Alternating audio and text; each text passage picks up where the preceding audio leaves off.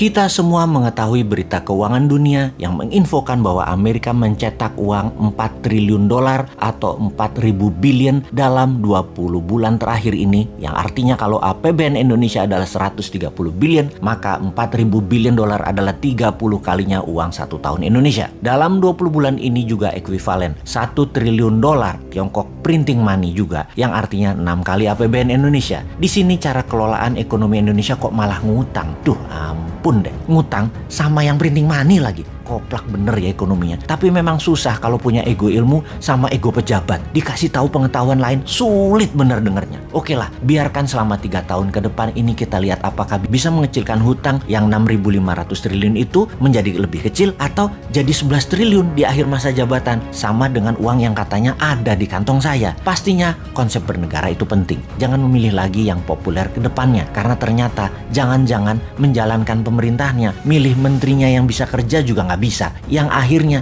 dia lagi yang ditunjuk untuk menyelesaikan proyek mercusuarnya. Coba lihat dengan seksama siapa yang bisa bertanding di tahun 2024. Semuanya dirinci. Bisakah membuat rupiah ke 10.000 terhadap dolar? Bisakah membangun tanpa pinjaman IMF dan pinjaman Tiongkok? Bisakah membuat Indonesia menjadi raja ASEAN di tahun 2035? Bisakah mensejajarkan Indonesia dengan Tiongkok dan Amerika di tahun 2045? Apa konsep ekonominya? Apa konsep pertahanan wilayahnya? Pasti nggak ada. Sebutkan 3 gubernur yang populer saat ini di survei terdepan. Mampu nggak dia? Coba tanya incumbent yang saat ini jadi menteri, yang beberapanya cukup genit untuk menari di tahun 2024. Sekarang ngapain aja mereka? Lalu di tahun 2024 nanti mereka ngapain? Rasanya sulit membuat Indonesia menjadi superpower kalau mereka-mereka ini yang menjabat. Ini pertanyaan dan pernyataan loh. Tapi mereka harus buktikan dengan konsep-konsep mereka itu. Atau sisi lain, oposisinya. Siapa yang akan menari di tahun 2024 dari oposisi saat ini? Apa konsep luar negerinya? Timnya siapa saja? New Mind setidaknya ada 5 orang yang sudah dijual tampang mereka dikemas dalam promosi workshop. Mau tahu 100 orang lainnya lagi? Perlahan New Mind akan pajang siapa saja mereka dan silakan menilai. Pastinya mereknya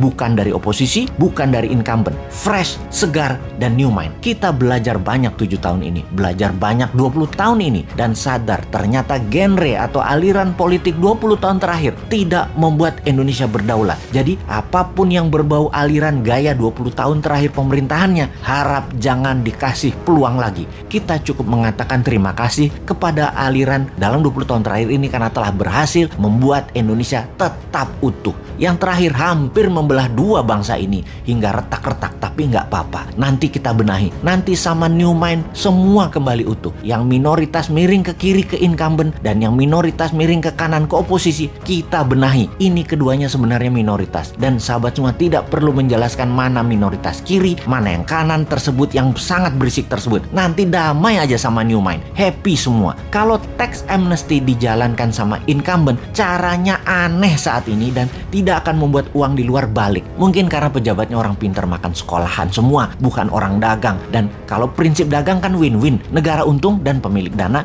juga untung. Nanti kalau New Mind yang jadi, yang 11.000 triliun itu masuk sendiri tanpa dipaksa, tanpa disuruh-suruh, dan tanpa ditekan. Kalau yang sekarang negara doang yang mau untung. Secara teori di sekolah memang begitu. Kuat di konsep dan kuat di kertas. Di prakteknya ditinggal, dilepeh. Nanti New Mind masukkan dolar milik swasta ke tanah air dengan lebih cantik.